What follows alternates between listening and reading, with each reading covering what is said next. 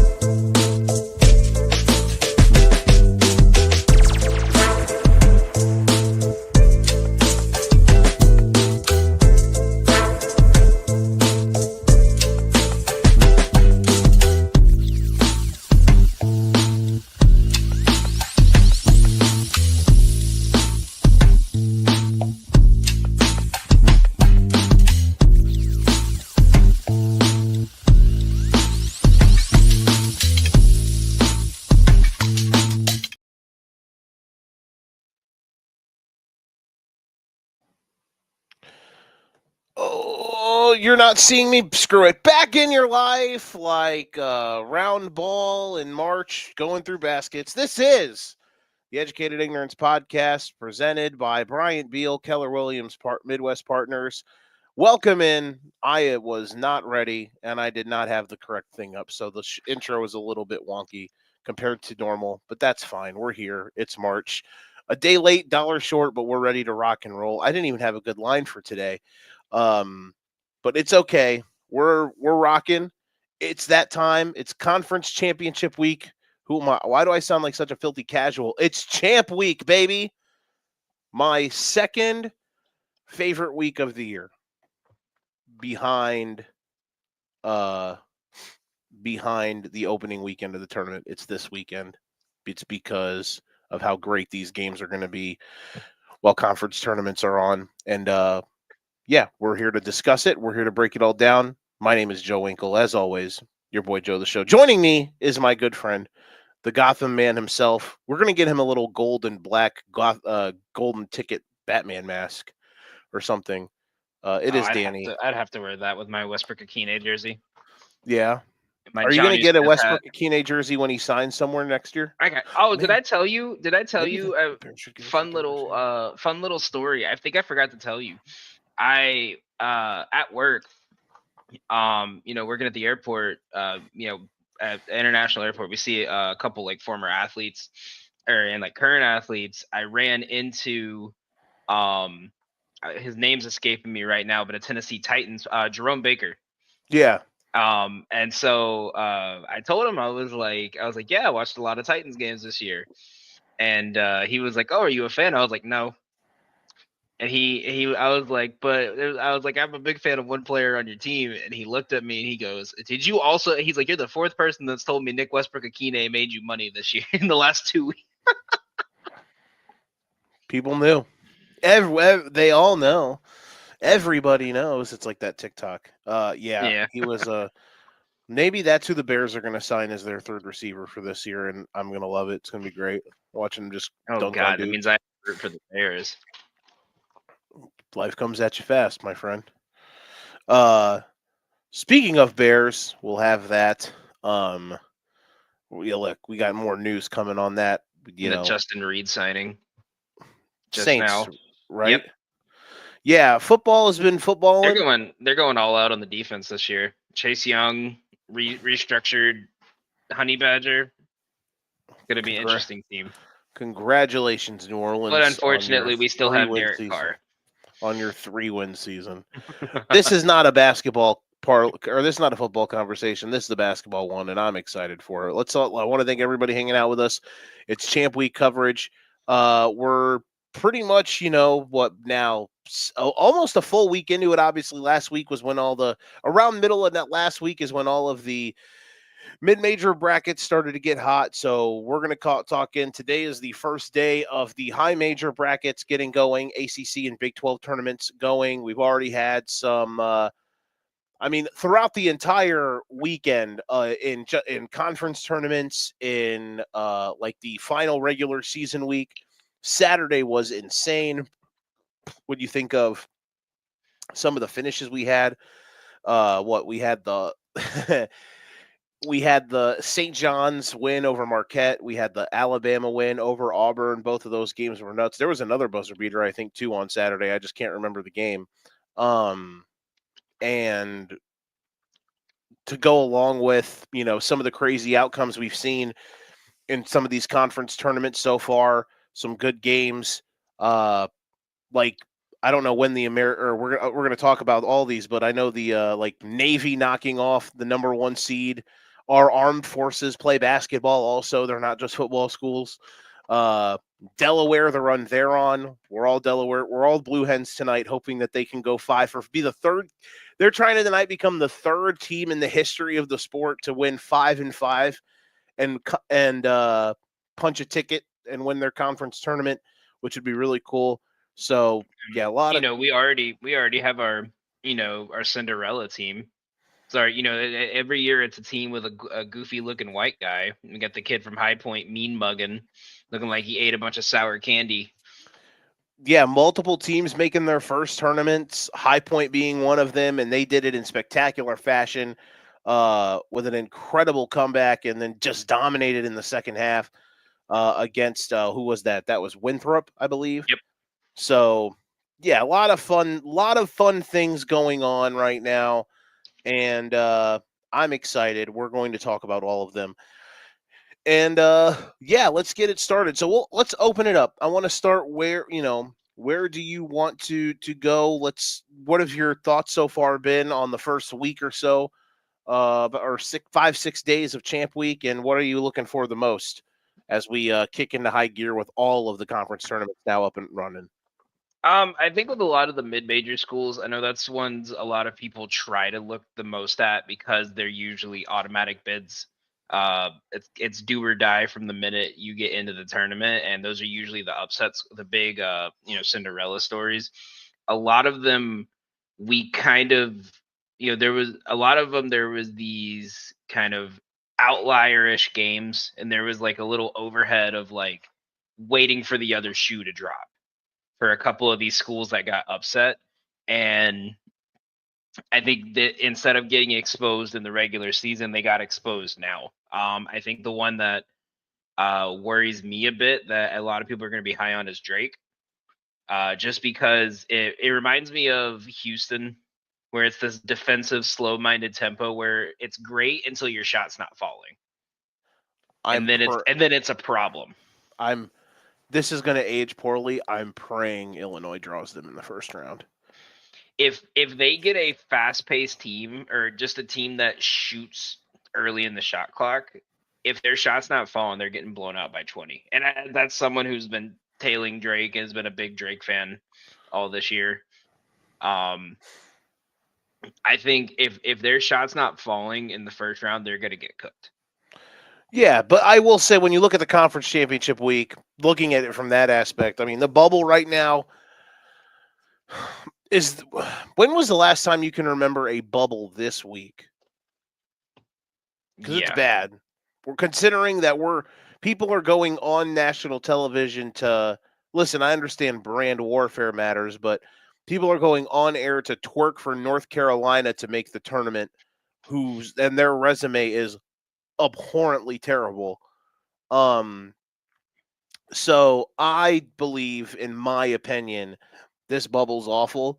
Speaking of, considering that Drake, a lot of people are happy with Drake because I think Drake was definitely going to be an at-large team, and the fact that they mopped up the Valley was pretty important. No other real bid thieves out there. The only one, when you look in they were kind of the only like at large, or excuse me, they were the only like mid-major team. Let's talk about that real quick. The mid-major, the bubble with the bid stealers, they were the only one that really had a case for a at-large bid. Another one that people are bringing up is UC San Diego, which is a little bit interesting to me. They've had good metrics. Their strength of schedule is they don't have like the thing that bugs me about people bringing them up, as cool of a story as it's been, and they've been awesome all year, is they don't really have like, at least in my opinion, they don't really have like a true they don't have like a legitimate like high level win. So like if they don't win, no, they're just in a horrendous conference. right? If they don't win the, they're in. Let me, God damn it, I'm trying to remember what league they are. They're in the. I thought they were in the. Oh, they're on the WCC. Where the hell? My brain just exploded. Big West. There we go. So they were 28-4. Like UC Irvine is another one. Like, could whoever, if both of those teams play in their conference championship game, could both make the tournament? I just don't see it because like San Diego doesn't have, like, what's their best win? They beat James Madison, which is nothing compared to as good of a win as last year was, considering how good that James Madison team was. They did win at Utah State, which is a tournament team. That's easily, I would say, their best win of the season. They lost to San Diego State. That's another team that's probably a tournament team. The Mountain West, I think, going to probably flirt and toe the line with 4 teams, maybe 5. That's their best win. Looking at it on the perspective for UC Irvine, same thing kind of goes for them. They just don't have the wins. They won by 20 at Northern Iowa, which is, which is solid. Northern Iowa was, I think, the 4 seed in the Valley. They beat Townsend by 7. Townsend was the number 1 seed in their tournament before losing on Saturday, or what'd they lose on yesterday to Delaware. But they lost like at Oregon State so badly. They lost at Duquesne, so they got some tough losses. So I don't know if either one of those teams, I think that's a 1-bid league. The Mountain West, obviously, they're different. That's going to be a 4 or 5-bid league. We've kind of dodged the bullets of any of these mid-major schools being a multi-bid stealer, which is good for some of these bubble teams, because I think there's about, I saw someone just post it, and I want to go through it real quick before we go conference by conference. But I saw about, we're talking about like 10 spots max, maybe 8, closer to 8 for about 15 teams to have, from what I keep looking at. Is that what you're gauging so far? Yeah. I'm looking at like what the 68 team bracket is projected at right now. Honestly, like, I think this year might be my one hot take, just kind of first glancing at the bracket right now. And obviously we got to see how a lot of these teams do in the tournament, kind of the momentum going in, is there's not going to be a lot of Cinderellas this year, in my opinion. Like I'm looking at, the only one I'm looking at right now, if they get in on the automatic qualifier, I think the game's already passed. Lipscomb's already played, right? Yeah, they're in their title game is tomorrow, right? Tomorrow, I believe, yes. So if they win, they're projected right now to be playing Purdue. I think that's going to be an interesting game, because if they have the shooters to get around them, I think they could really give Purdue a threat. But I think VCU could be. They won. I lied. They won on Sunday. I'm an idiot. They beat. So they punched. Their tickets punched. They'll probably be a 5th. They're projected at a 13. Think they'll be a 13? Yeah, maybe 13 or 14. Yeah, and they're showing first. I think if North Carolina can get past, the thing is, if the North Carolina Wake Forest game, because I don't think Notre Dame's gonna. I think their luck ran out with that call. I don't think they're gonna get past North Carolina. Whoever wins that North Carolina Wake Forest game is essentially gonna eliminate the other one. Yes. And the big thing is for either of those teams to make the tournament, they got to beat Duke in the next round. So if they lose to Duke, they're both out. But if they beat Duke, I don't see a way they're not making it in. Wake Forest has a much better case than North Carolina, win or loss against Duke, because they have more of a body of work. North Carolina's 1-11, I think, in quad ones. North Carolina should not be in the field. Here is the at large. This person I follow posted this group: 14 teams for the final 8 spots in alphabetical order. Arkansas, Baylor, Boise State, Colorado State, Dayton, which I don't totally agree with, but I digress. Indiana, North Carolina, Oklahoma, another one I don't totally agree with, but I don't hate it. Ohio State, San Diego State, UC Irvine, which interesting, Vandy, Wake Forest, and Xavier. I definitely think Xavier is let's talk real quick about early round winning in games. You mentioned the Wake Forest North Carolina game. I always love gauging those. I don't know about you, but that's like one of my favorite things to gauge in conference tournament weekend is, all right, on Wednesday or Thursday, you're going to get some win and in kind of games, loser leaves town matches. Usually it was always that 8-9 game in the Big Ten, but this year it won't be because I think both of those teams are probably getting in. 4-6 to the ACC. Exactly. The ACC's ass right now. They only have 3 locks. And 4 teams max are going to get in. If that, honestly, like I said, I think if Wake gets blown out by Duke, then yeah, no shot. They have to, if they lose, they have to make it like the final shot of the game could tie or win the game kind of thing. Yeah, I don't disagree with you. But I'm just saying their case is way better than North Carolina's. Yeah. I think Baylor has to win tomorrow. They'll play, I think now since Colorado, I think they're going to play. Well, no. They're going to play the winner of Kansas State and whoever they're playing, I believe, today. That'll be K-State, Arizona State. Mm-hmm. So that's who Baylor's going to play.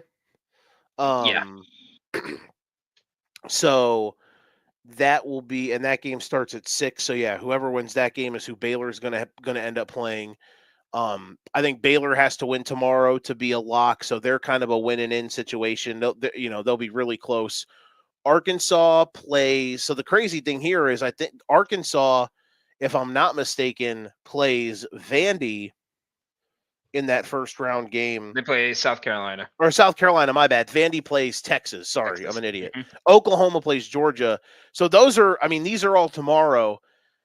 Vandy, Texas. Vandy, I think, is in. They played the hardest schedule in the SEC. I think they should be in. We'll talk more about that in a second.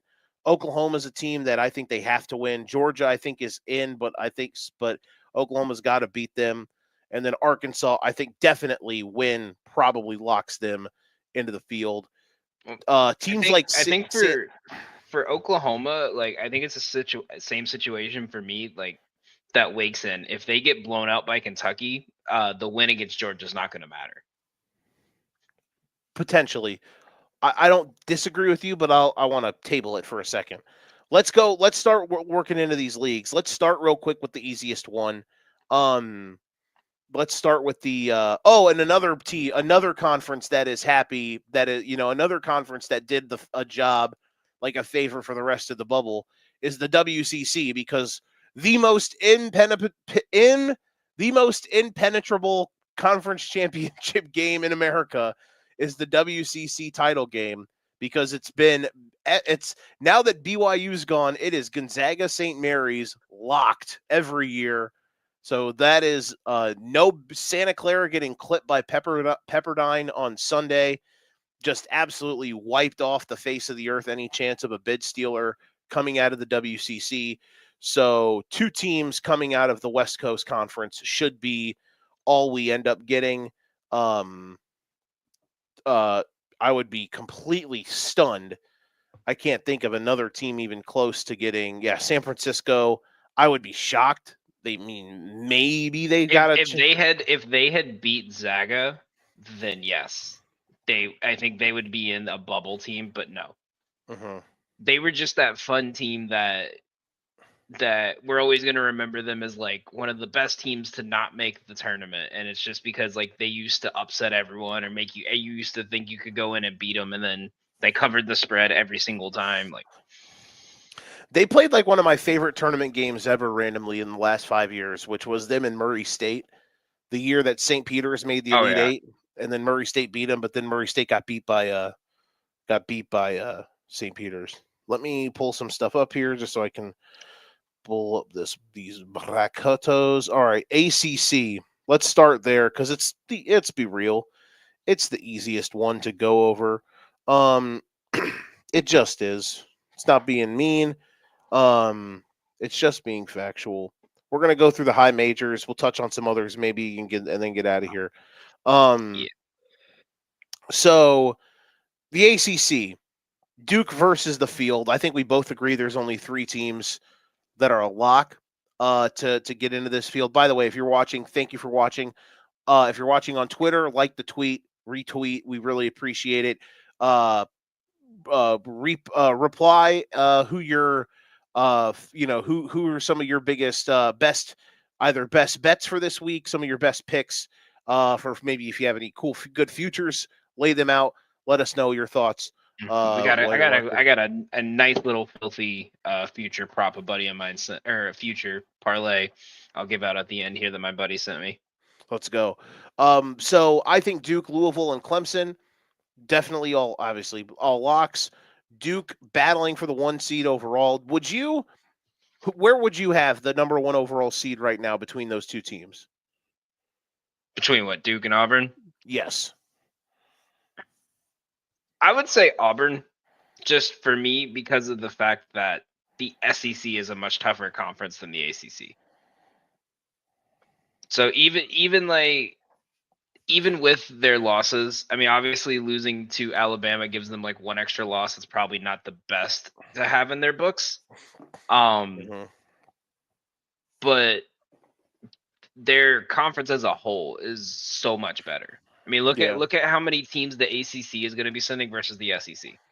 Oh God, it's insanity. The 2 of the top 6 seed teams, 2 of the top 5 seed teams are on a bubble right now to get in, and 1, 2 might get 13. Exactly. You have Arkansas in the last 4 buys. You have Oklahoma last 4 in, and you have Texas first 4 out. You have 3 teams that could potentially make the tournament here, extra on top of like the 10 teams you already have in the top 25. Exactly. It's pretty gnarly. But I'm going to give you one here that I don't think they're going to make. They're obviously not going to make the tournament unless they win it, and they're not going to win it. But I think they could really hurt Louisville and Clemson if they get hot and play like they're supposed to. SMU. I was gonna ask. I want to go through when we go through all these. I want to be like, hey, who do you think is who's your dark horse? The problem with SMU that I have right now is God, they just can't beat teams that are like good. You know what I mean? Like their quad 1 record's bad. They've kind of beat up. Right. They had a hilariously easy ACC schedule, and it was already a bad league. So could they maybe? They were like borderline at large until the last couple weeks when their resume absolutely took a fucking nosedive. Nate DeSmit, by the way, shout out to my guy. Thank you for watching and hanging out with us.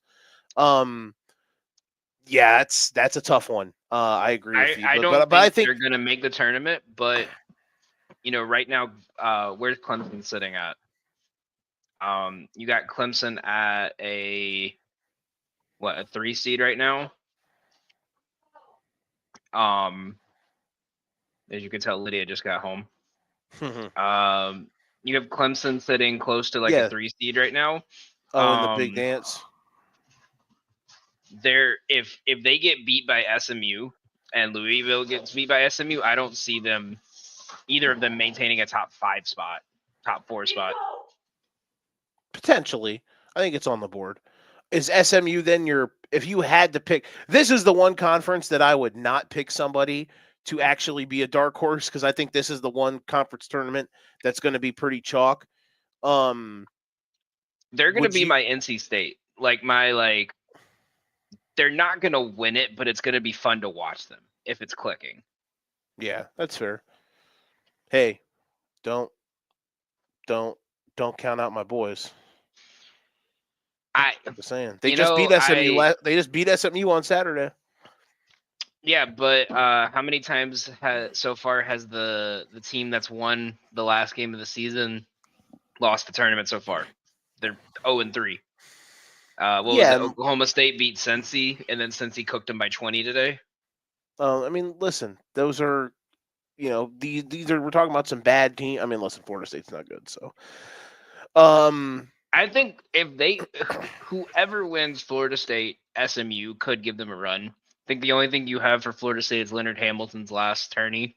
Yeah, you got to go all out for him. I was being facetious. I know.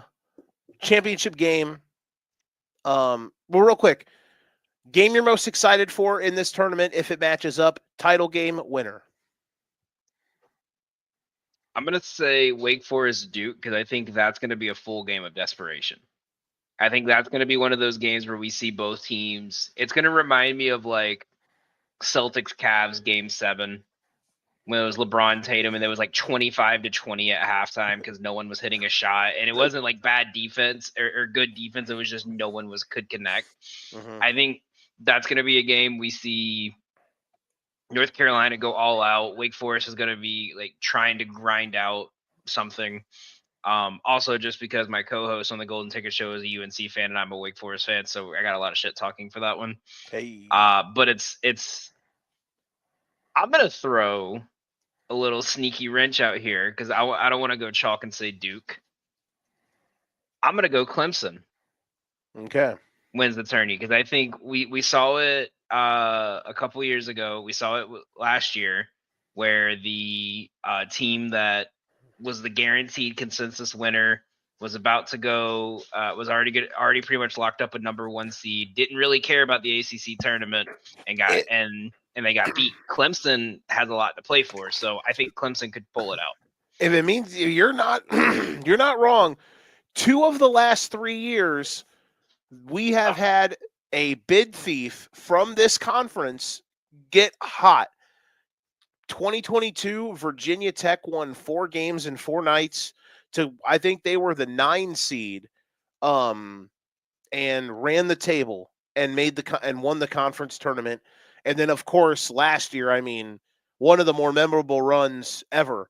5 days, 11 seed, 5 nights, beating Virginia, Duke, which they beat Virginia, Duke, and North Carolina, which were the top 3 seeds on back-to-back-to-back nights.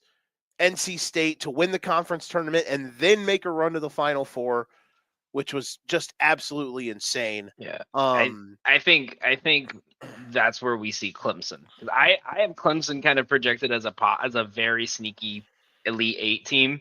They have some good, which they made the Elite 8 last year. They got a lot of those guys back. They have a lot of good metrics. I'm going to say Louisville.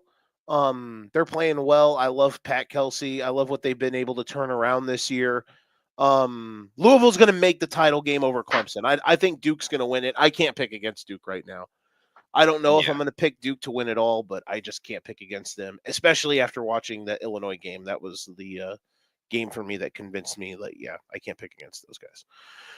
Okay, moving on to your neck of the woods. The Garden. Big East, baby. God, I can't wait. I love this tournament. This tournament is my childhood. I wanted to go, but the tickets are like $500 of the nosebleeds for one game. Yeah. Disgusting. I know.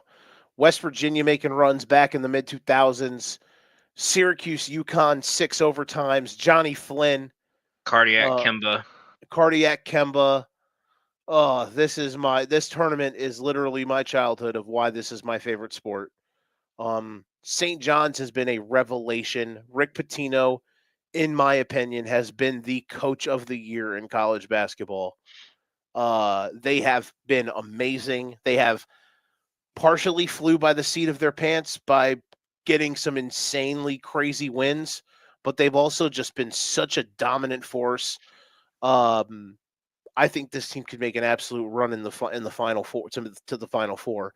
That's not, though, how you predict and project conference tournaments, because conference tournaments are where things can get wonky.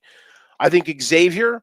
I think Xavier is about as close to a winning in as possible. They can win. They can beat Marquette and still not make the field just because if we have bid thieves. Remember, last year going into going into Thursday night of Champ Week, we didn't have many bid thieves. We did not have a whole lot of craziness. And then all of a sudden, conference tournaments left, right, and center got blown up. The Pac-12 and the ACC, most notably, both got absolutely lit on fire. The Big East is one of them, though they're not as deep as some of these other high major leagues. But the ACC, it's generated chaos before, though this year mostly not likely because of how bad the league is, but you never know. The Big Ten, with the expanded league, so they cut it off. They had a league cut off. Same thing for the SEC. These expanded leagues, you could have some craziness. I don't know about bid thieves in the SEC unless you had like a Texas make a run or something like that, but still. Just saying, you never know. Villanova's a 6 seed. They could be a bid thief.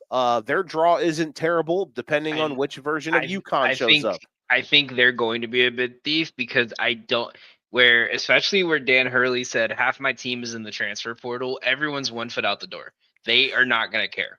So I don't disagree with that, but they've been playing their best basketball lately, which is weird. They've been playing pretty good, which if he said that 2 weeks ago, like before they went to the Garden and got clapped by the Johnnies again, not again. The first game in Stores was close, but like, you know what I mean? Like that was the game. That was like they're playing well, so I don't know, but I get what you're saying. But so the last 4 games they've played, you have Georgetown, who is just trying to get through the rest of the year.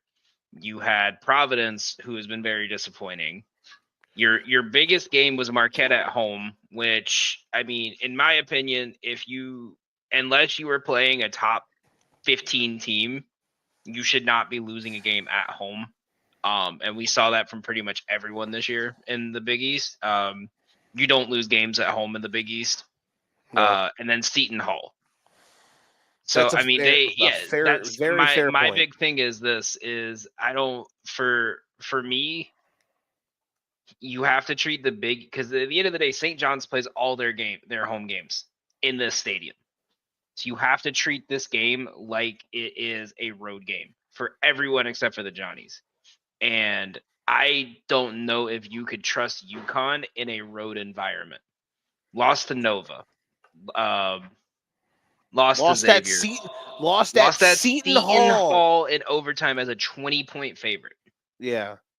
Not to mention, right now they're projected to face most likely Nova, and they lost to Nova at Nova, and only won by 7, as I believe it's like a 10-11 point favorite.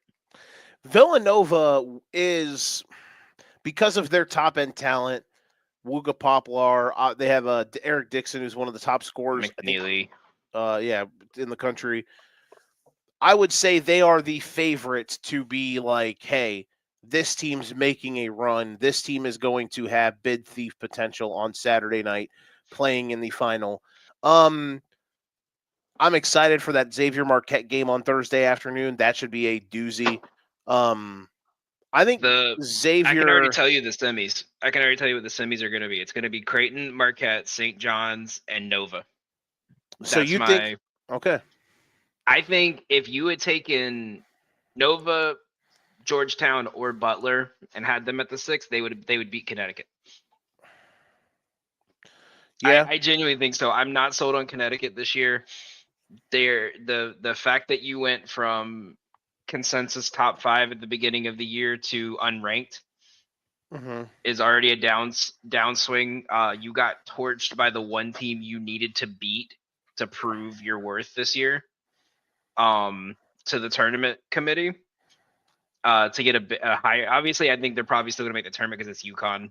Yeah, they're going to be like 5 at a certain point. Name carries in the March Madness tournament, which they don't like not deserve to make the field. No, that's what I'm saying. But I think it could really affect. I don't think they even end up a 5 seed if they lose in the quarters. And I don't see the way they've been playing. Yeah, on paper it looks good until you look at who they're playing. It's what you said is a great point. It's a great point because the person that tried to convince me on a show I was watching that was trying to say they were playing good basketball is a UConn fan. So thank you, So, Danny, and for then backing me yeah. out. I'm gonna say this. I love this Johnny's Plus, you team. know I love a good dog. There you go. I love this Johnny's team. I think that they are absolutely capable of making a run. I am. I think I'm gonna. It'll take everything in my being to not pick them to make the Final Four in the bracket. But conference tournaments are weird, and I'm very caught up. Do I have them making the final? Because a part of me is like, I don't want to pick chalk. So I want to put Xavier. I really want to put Xavier in the title game. I for some reason I just feel like they have a little bit more to play for than Marquette. Now, granted, Marquette has some really tough losses, like almost like they were inches away from winning at UConn. They literally had St. John's on the ropes on Saturday, but St. John's won. It's just that I don't know. Xavier's playing really well too lately. But I also part of me think like, God damn, man, how lit will it be Saturday night in the Garden, Big East title game if St. John's is in the final? Oh, they will be. Like if that is it, that'll be just to reiterate my Nova point. I'm gonna read you off what their schedule was in the last month. Because I fully believe if you want to find a Cinderella, it's like baseball. You have to find the hot team in August. You have to find the team that can slay the Giants in February. Nova only lost by 2 to Creighton. They beat Xavier by 12. They beat St. John's. They beat Marquette by double digits. They beat the brakes off Marquette. And they beat Butler. You could argue they weren't really playing for anything because their spot was already solidified when they played Georgetown. They weren't going to go up or down. But Seton Hall should be an easy win for them. We have a joke on the Golden Ticket Show that every time you think it's a perfect opportunity to shit on Kyle Neptune, he does something to keep his job. It's a great point. I think this is a perfect opportunity where it's like, yeah, they're going to get blown out. Kyle Neptune's out of here. And then they win and he gets a 3-year extension. Yeah, that's a fantastic point. I'm not going to pick it just to be different than you, but I'm going to say hater. I lied. Fuck. No, because I don't want to be the same. I don't want to copycat. So you're going to say St. John's over Nova in the final? No, I'm going to say St. John's over Creighton. I think it's going to be 1-2. I think Nova could beat them. I don't think they're going to beat Creighton again. Okay. I think Creighton is like is going to like try to make a big run. Xavier over Creighton. Big East final. Bold. I don't have Xavier making it out of the first round. Hurts my soul. Hurts my soul because I love the Johnnies to death. But Rick Pitino's gonna pull up in the. Can we just talk about like you could tell the difference in like the times whenever Rick Pitino is coaching against anyone because all these coaches are in sweatsuits and Rick Pitino's in the full suit and tie like he just came from church. I love it. Love it. I miss it. I miss it. Our coach used to do that, and then all of us would be sitting there in sweatpants and hoodies on the sideline. Love it. Rick's a goat, bro. One of the fucking greatest of all time. I don't give a shit. We go to Kansas City, the Big 12. Remember when the Big 12 was the best conference in college basketball? You remember? Mm-hmm. Pepperidge Farms remembers. I'm intrigued by this tournament. There's a team right now that is playing way out of their ass, but it's also like they're playing really well, and that is the Brigham Young University Cougars. They have soaked their way to a double bye in the Big 12 tournament. You like that one? Oh my God. I regret doing this show already. Why? You never soaked your way to a double bye? No. Can't say you have. I'm Catholic. We just pray. You should try it sometime. And then have your friend bounce. No, I'm just kidding. Listen. So BYU, though, in all seriousness, BYU's playing insanely well right now. The win at Arizona, the win at Hilton. bro. Come on now. Come on. Arizona, you can't trust them. Texas Tech is everyone's. There is no favorite, quote unquote, sleeper, but how can you call a team that's in the top 10 a sleeper? Nobody loves picking Texas Tech to win every game than like your local, not your local, but your general populist college basketball podcast, which I'm with. They're awesome. JT Toppin is a capital D dude. I love watching Tech play. It's a very intriguing tournament. We say all that, and Houston could very well just absolutely ragdoll everyone and win the league again. What Houston has done is phenomenal in this league, jumping from the American, coming to the Big 12, and just absolutely laying the smackdown over the last 2 years. This is considering where the seeds have lined up, this is an insanely intriguing week here in Kansas City. What say you, Danny? What any quick storylines that you're looking forward here in Kansas City for the Big 12? I think Cincy beats Iowa State tomorrow. That's bold. But Iowa State they're not reeling, but they have not been able to play well outside of their home stadium. And the big problem for them right now is that hey, Kansas City is Hilton South. But the problem for them right now is they're hurt. They're dinged up. They need to get healthy. If Kansas does not win tomorrow, they drop to a double-digit seed. No, they'll be on the 9 line at the worst. There's no way they'll be if they lose to Utah, because I don't think UCF's going to get past Utah. They're too inconsistent. If they lose to Utah, then I think you have to drop them to a 10 seed. They're pretenders. If they're a 9 seed, I'm hammering whoever their 8 is that they're playing against. Kansas UConn 8-9 game. Who's winning? Give me UConn. I would pick UConn also. I think they're more disciplined is the thing. At a certain point, that Kansas team, like they just don't look disciplined. Kansas, I'm with you. I am also. Sorry to interrupt you. Kansas looks like when the other crowd starts to get hyped a bit, they just start chucking shots trying to get them quiet. People are going to look into the game at home against Arizona on Saturday. Like, that's just a game that Kansas wins. It's at home. Arizona's got to come not across country, but you know what I mean. Senior night. Yeah. That's Dickinson went nuts. Arizona's kind of overrated. You're leaning in. I thought you were going to whisper something back. No, I'm trying to like the graph the chart I have of the thing is like super zoomed out, and I'm not zooming in any farther. My old man eyes. There you go. So, what's the logo on the hat, by the way?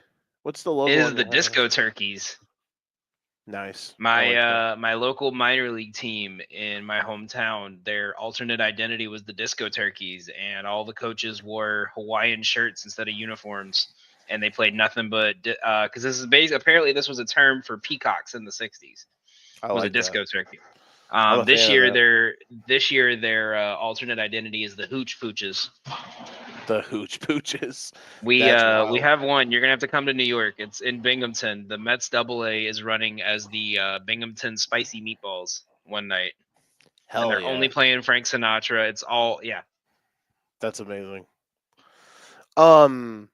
No, Kansas is going to be I'm picking Kansas to be DOA in the tournament. By the way, I'm with you. Like, not in this tournament, maybe, because like, could we wake up and see Kansas in the semis on Friday night? Yeah, I wouldn't be shocked. But I mean, just because of their draw, because now listen, they already it's basically home games for them. I wouldn't be shocked if they beat Arizona. So that's what I'm getting at. Again, bubble teams here. I think we mentioned Baylor. Baylor cannot afford to lose tomorrow at all. I think that would pretty much put them in the death nail zone. I don't think they should. I don't think either of these teams, no matter how good they play, is going to have a momentum enough to get past Baylor. I agree. But again, I mean, these conference tournaments, you never know. Coleman Hawkins is a winner, bro. He's going to lead Kansas State. Yeah. I have them losing tonight. I have Arizona State. How dare you? How dare you pick against Coleman Hawkins, bro? How dare you? Illini legend. All right. Game you're excited for to see?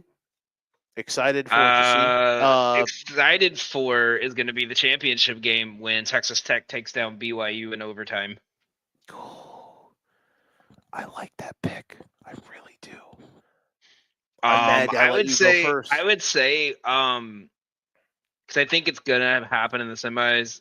Houston versus BYU, because it's such different contrast of styles. Those are always fun to me because it's who's gonna cave to the other. It is, and that's gonna be the test for Houston because every year they get to a team that plays fast pace and the shots are hitting, and then they realize, and then their slow paced offense doesn't work because the other team's hitting a 5 seconds later into the shot clock. So it's how is Houston going to respond in a tournament setting when they're playing a team that shoots quick, shoots a lot, doesn't run down the shot clock, and how are they going to have to defend it for 40 minutes if the shots are hitting? That's my big thing every year with Houston. And I mean, perfect example, the Miami game from 2 years ago, because Miami shot the piss out of the ball. Here is the one difference between this Houston team and those Houston teams is their offense this year is very, very way better. It's way better. And though I will say this, I am going to struggle to put Houston in the Final Four when we get to Selection Sunday, because how many years in a row do we have to watch Houston be awesome in the regular season, mow through teams, be this a fantastic lockdown defense team, but then all of a sudden just they in a game in the second weekend, they cannot score 50 points and they get beat. Like the Miami game, they couldn't get stops. And that's what I'm saying. They lost like 54 to 49 to Duke last year. Duke was softer than baby shit. That Duke team last year. The big thing is when they're playing teams that get hot, they like to play the we're going to cool you off by taking all 30 seconds off the shot clock. But it doesn't work if your shots aren't hitting. So it's always they get the team that's the shots are hitting when their shots are not, and it's one of those systems that if your shot is not hitting and you cannot stop them for 3 consecutive possessions, you're going to be down 6. It's going to be very intriguing to see. I want to see them play Alabama because I think that would be fun to watch. Like the team that shoots 5 seconds into the shot clock versus the team that shoots at the buzzer every 30 seconds. That'll be a very physical, very fast-paced, defensive-minded game. Is going to be fun. That was the game that I picked to be the national title game 2 years ago, Houston, Alabama, when they had Brandon Miller and all them. Yeah, both lost, and they both lost on the same day at the same time in the Sweet 16. God, I'm mad I let you go first because I was going to pick BYU to make the title game. You know, I'm gonna swagger jack you. BYU over Texas Tech. BYU's winning the Big 12. Boom. Next. Let's see. Big 10. It is. Oh baby. Now we're in my universe. Big 10 basketball, baby. All right. 19. We enter Thursday night. We will enter Wednesday of the championship week. The Big 10 tournament will tip off in Indianapolis, Indiana. And 9 teams are a lock, in my opinion, to make the NCAA tournament, barring tomfoolery this week. You know, if every high major conference has a double-digit seed winning on their conference tournament, then this point is moot. I think you go through the top 9 seeds, all of them are making the field. Then we get into some weird stuff. Wednesday, you have Ohio State taking on Iowa. Ohio State, 2 weeks ago, was the Big 10, Danny. I mean, let's be real. It has cannibalized itself over the last month. Nebraska was 17-9. They had some bad losses, but then they turned around. You know what they did? They treated Illinois like a slump buster. They beat them at home as Illinois was dealing with deathly sickness and whatever, and shot like 3 for 1,000 from 3. Nebraska beat them. Nebraska then went to Oregon and beat Oregon. They had a couple other really nice wins. They were 17-9. They were an at-large bid. And then Nebraska absolutely falls apart at the seams to end the season. And they go from a no doubt NCAA tournament team, lose 49-46 at home against Michigan. Whatever. Lose by 17. Not good. On the road at Penn State. Really not good. They lose at home by 2 to Minnesota. Man, Ben Johnson, he'll get you. He sneaks up. Then the big one. Double OT in Columbus. 114-116 loss to the Buckeyes. In what was pretty much a loser leaves town match in the Big Ten for the tournament and the conference tournament. And then what was legitimately a loser leaves town match on Sunday, they get whacked by Iowa by 15. Nebraska went from a no-doubt tournament team to not even making the Big Ten tournament, losing their final 5 games. LOL. Ohio State wasn't exactly that, but they have been on the teeter line of at-large versus making the field, even with a kind of not compelling record. They've, had some close moments. They've had some good moments. They beat Maryland at home. They thumped Washington. They almost beat Michigan at home. But then they follow that up by losing at home by 21 to Northwestern.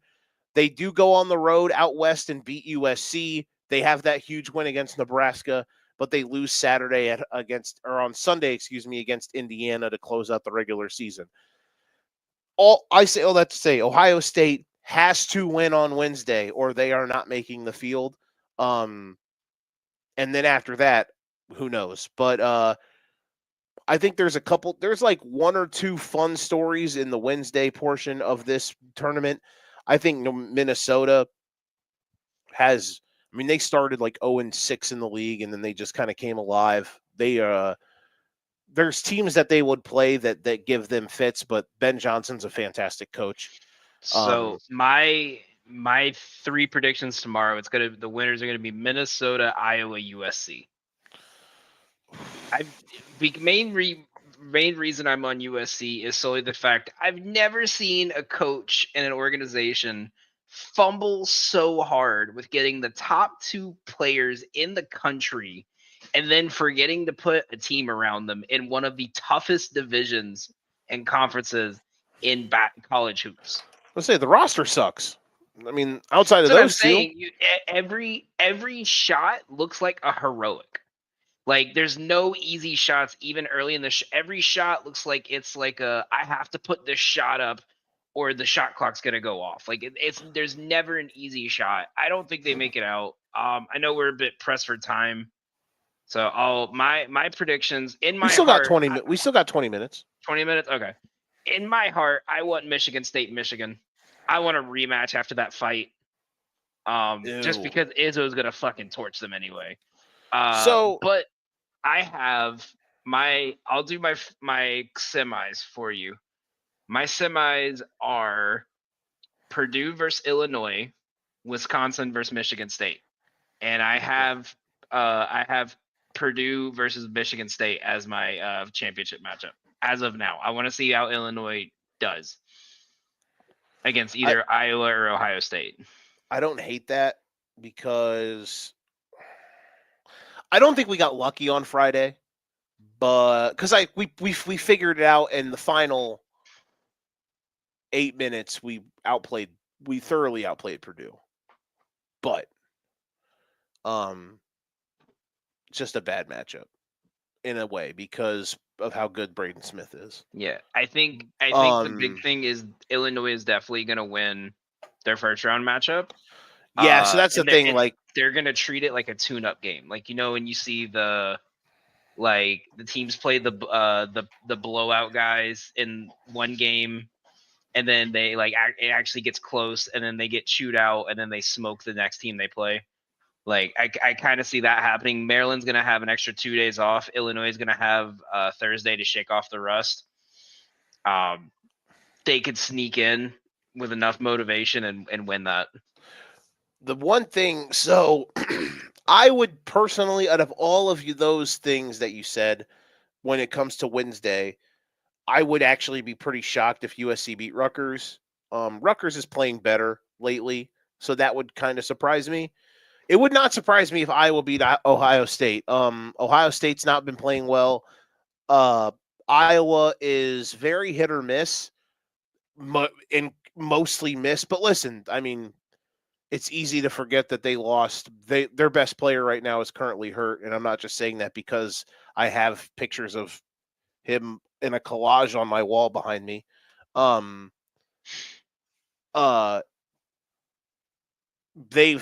Their biggest problem is they just don't guard. So I'm worried about them in that aspect against an Ohio State team who has some good firepower on offense. And Ohio State's going to be desperate, and you can't fake desperate. But if Iowa did win, I wouldn't be shocked. Though I will say, if Iowa win as an Illinois fan, I would lick my chops because I just think that's a terrible matchup because Iowa doesn't have anybody that can hang with the size. And here's the thing about Illinois. 57 minutes into the pod, and I haven't talked about Illinois yet. I don't know if you heard, but Morez Johnson, who is their other center, is back. Now, some people who don't pay attention will just say, oh, it's their backup center. Well, he's kind of their fourth best player and was maybe their second best player when he got hurt. Yakuchonis was struggling. Will Riley was coming alive. You could argue Morez Johnson was one of their 2 or 3 best guys when he broke his wrist at the game I was at, by the way, against Michigan State about a month ago. Him being back is huge. So having it's crazy to me that, what was it, 14, 15, 17 days ago, this team lost by 43 points down the street from where Danny lives. They lost by 43 to Duke at the Garden. I wanted to go to that game so bad. And they have rallied like crazy. If they play Maryland, I'm worried because Maryland kind of owns us. That's the one thing I'm worried about. But we're due against them. Well, I mean, the big thing is this, because I remember, like, I haven't watched as much Big Ten as you, because I live in a Big East SEC ACC market. Mm-hmm. I got to watch the Maryland Illinois game, and I remember I was texting you about it too, and I was saying, I was like, they are getting bullied. And that's when you told me Illinois did not have a center in that game. No, because Morez was in foul trouble. And the other centers were hurt, right? Or they were like sick or something. Avicic was sick, yeah. So they didn't have the size. So the fact that they're getting healthy, the fact that they're at full strength, I mean, they have one of the highest ceilings in the country. Which is why I think Maryland is going to be trying to run that same, bully them in the post mindset. And if they don't get into foul trouble, they can match them up better. Which is why I think Illinois is going to have that motivation now of okay, you beat us because we were injured. Now we're full strength and we know what we need to do to beat you. But I just can't see them getting past Purdue again, to me. I think that game's too recent. I think there was a trend someone showed me where of like all across every single team, any conference tournament game that the two teams played each other within the last 2 weeks, the team that lost the original matchup is 10-2 right now in the second matchup. So that's my one reason why I just don't think. Obviously, it's going to be a little bit more time, and it's different, when most of these were like, Vermont versus Maine and UMass Lowell versus, Illinois and Purdue. But I think Purdue they kind of built this roster for March Madness more than the regular season. I do think Purdue is definitely. I don't know. Purdue is, when they get in the tournament, I think Purdue is definitely going to be. It's going to depend on who they draw, because I think there are a healthy amount of teams that they would play that can kind of exploit what they don't do well, which they don't defend the paint. They don't defend 2-point at all. They're not real big. Braid and TKR are really good, but the drop off of player after like Lawyer, who's their third best guy, is very, very bad. I think Purdue. I do like Purdue's draw here though, because Michigan is borderline DOA the last couple weeks. Like they are broken. I feel like they were so there's a term in tennis called the lucky loser. And that term is more for it's the guy that he didn't make it in qualification, but someone got hurt and they gave him a win to put him in. I feel like every Michigan big win is just like, oh yeah, but they didn't have 2 of their 3 stars, or they could only have an 8-man rotation this game. Like I'm kind of, I think that Michigan State game right there, when they were already on the downswing, getting smoked by your rival was like your last chance to kick it into high gear. Fucking blasted. Yeah. Yeah. So they haven't won a game I don't think they win any game in this tournament. They haven't won a game. I don't think so either. And they're going to be the most popular upset, like 11-6 for the first game in the tournament. Like they're going to be the most popular team to get picked to get upset because they look lifeless right now. Which obviously means they're going to run the table and win the Big Ten this weekend. But you go back and just look at their schedule. It's been like a month and a half since they have won a game by more than 4 points. Like they are the Minnesota Vikings of the college basketball world right now, which is a hilarious reference. But we haven't even touched on the top of the bracket yet.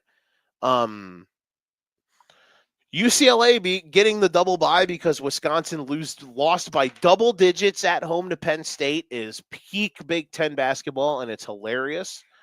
God, it's hard for me to pick against Michigan State just absolutely walking blindfolded to the conference title game. It really is. No, they're too good, and the most dangerous thing, draw is mint for them. The most dangerous thing you could have happen as an opponent is having to face Tom Izzo with a team that's hot in March. Yeah. They're dominant. I think it's a wash. I hate to go chalk there, but they're kind of my pick to win it. Yeah. I'm only doing this because it's a reverse jinx. I'm going to go Maryland over Michigan State in the title game. Here's my reason. Maryland's the one team I did not want Illinois to have to play in the quarters if they get past the Thursday, which I think they will. I think Illinois could win. It's just Maryland's the one team I didn't want them to play. Maryland's only loss in the last month is a 60-footer at the buzzer at home against Michigan State. Like they're playing really good. So yeah. But Michigan and Maryland and Illinois Maryland and Illinois could be the best game of the whole weekend on Friday. That game could be awesome. All right, let's go through here. See. Do you want me before we get into the SEC, do you want me to give out the parlay? Yeah, go ahead. What do you got? All right, so this one has come from my good friend, the Don Corleone Jones of gambling. You guys can check him out on Twitter at Don Corleone Jones, college basketball guru. So he has already hit one parlay for college basketball futures. It was a 4-leg parlay for $10 to $900 on who would win each conference. And so he has correctly predicted, I believe, 3 of the 5 tournaments he's predicted the champion in. So here is his 6-leg parlay for the big tournaments this weekend. Texas Tech to win the Big 12 at plus 390. Louisville to win the ACC at 650. Jesus. Florida to win the SEC at 320. North Texas to win the AAC at plus 200. New Mexico to win the Mountain West. and Creighton to win the Big East. It is $10 to 77,000 if it hits. That is psychotic. But let's I'm ride. here for it. Yeah, that's amazing. Who wins the Mountain West? New Mexico. Okay, so you're picking the. There you go. That'd be incredible. Goddamn. Man, that'd be memorable. I'd be here for it. And with the SEC here, I can already tell you, I've seen the future. I know what the quarterfinals are going to look like already. The quarters? And I already know what the quarterfinal matchups are going to be. Okay, where you got? You got Ole Miss, Auburn. You got Texas A&M, Tennessee. You got Mississippi State, Florida. Ooh. And you got Kentucky, Bama. I think Mississippi State can easily upset Mizzou. I had Arkansas going. Calipari talking about how his team doesn't care about the tournament. As a bubble team did not bode well for my confidence in them. Yeah, that'd be something. That their coach just doesn't seem to care. I mean, it's easy to look that way when you're playing South Carolina first round, but South Carolina's been on a little mini heater lately too.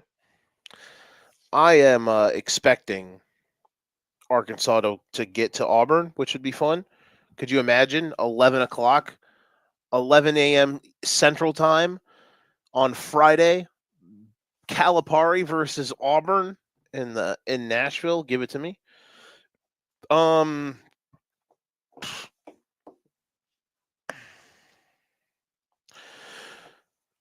Should people be worried about Auburn?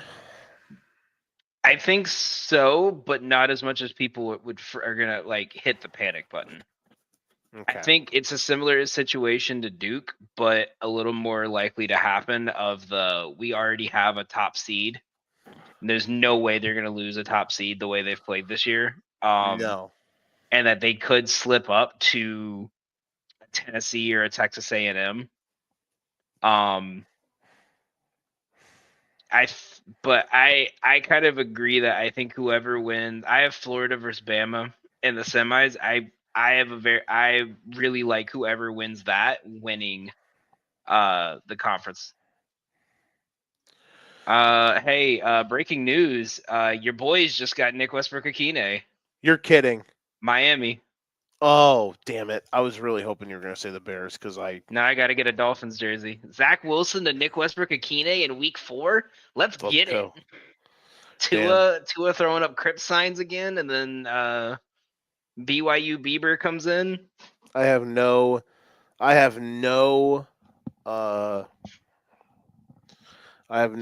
excitement for the Dolphins at all. I could care less about anything they do. That's the only reason I'm watching them. I'm gonna tell Nick. I can't wait. That's funny. He'll laugh. He'll love it. So I'm intrigued because a part of me really wants to see like Bama. I want to see Auburn versus Bama or Florida. But a part of me thinks that Auburn might get clipped in the quarters of the semis.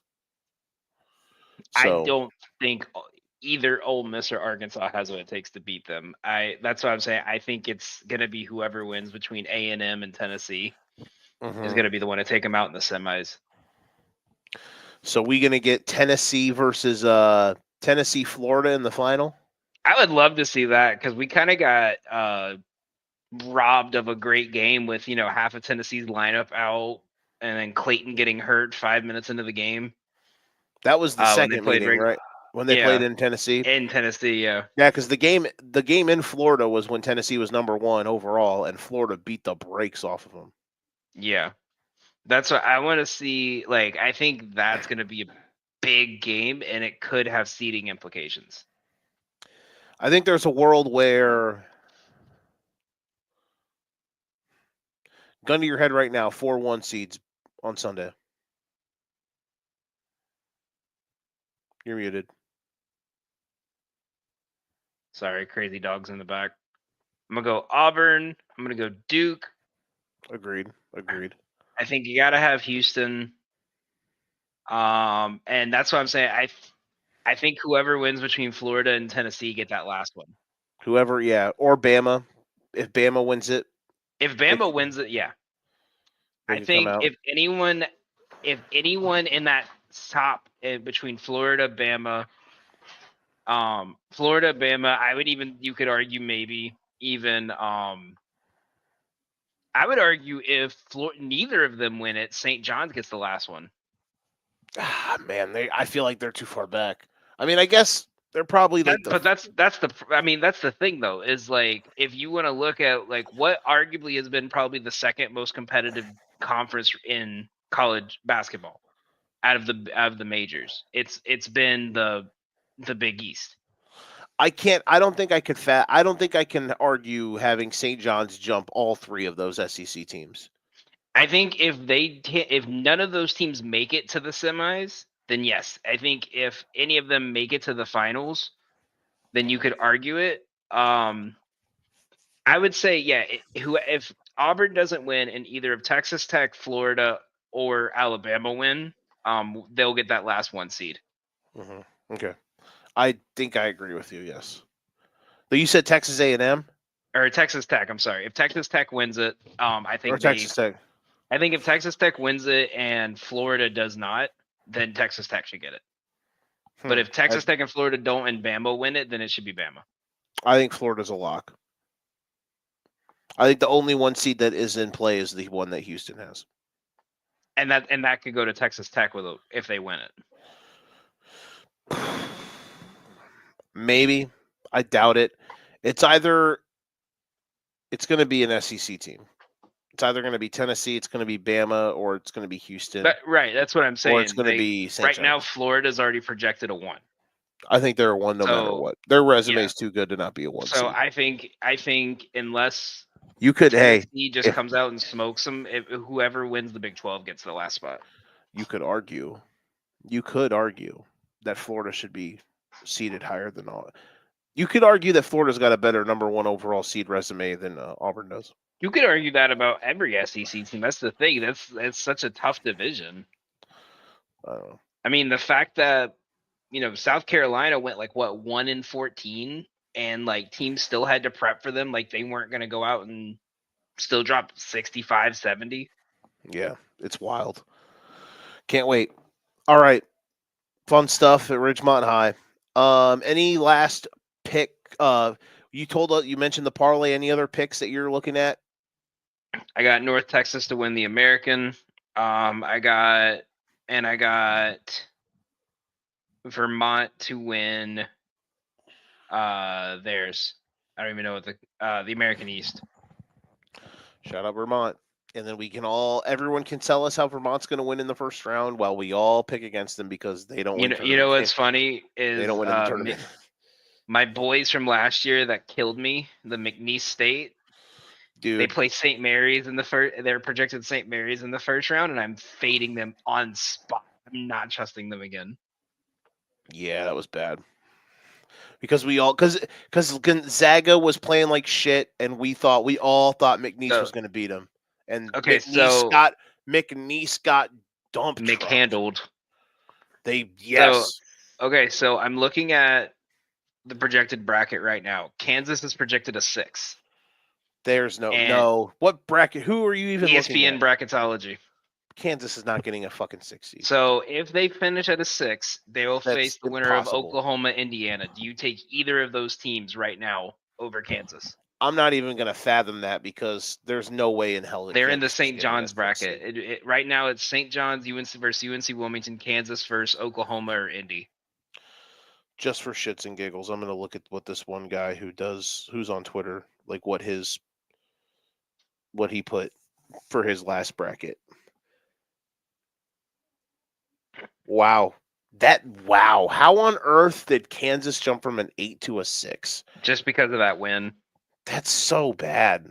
They don't deserve to be seeded over fucking. I mean, I guess they don't deserve to be seeded over BYU. Why is BYU an 8 seed in this bracket? 2 upset ones I'm actually looking at right now if the bracket stays where it is. New Mexico beating Zaga, VCU beating UCLA.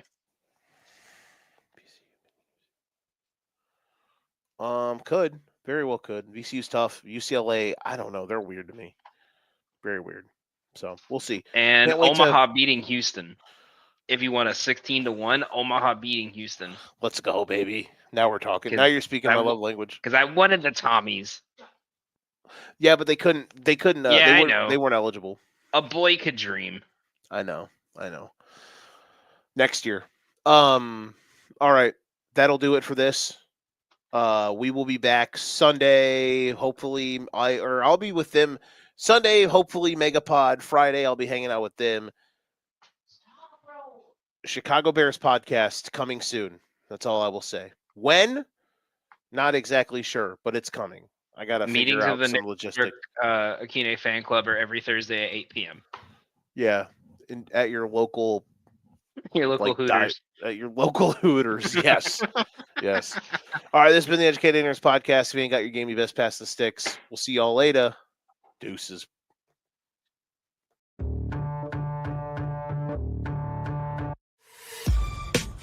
This has been a For Frequency's Sake Podcast Network production. For more great content, subscribe to For Frequency's Sake on YouTube, Facebook, and Twitter.